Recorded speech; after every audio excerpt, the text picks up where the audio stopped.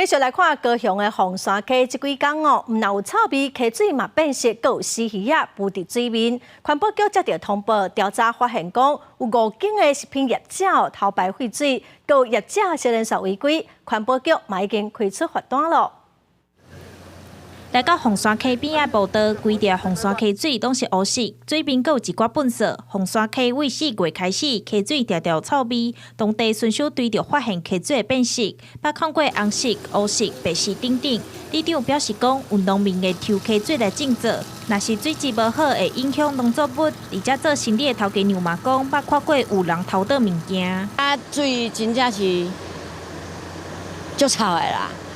伊种迄个拢毋知谁来咧偷倒，我嘛搞不清楚啊。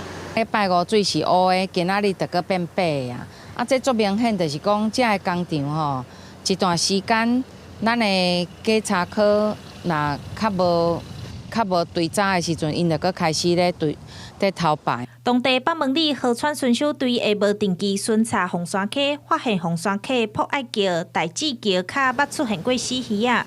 环保局接到通报，就随来稽查，伫溪水水头查到5间食品工厂，包括做豆奶豆腐、团线工厂等等偷排废水。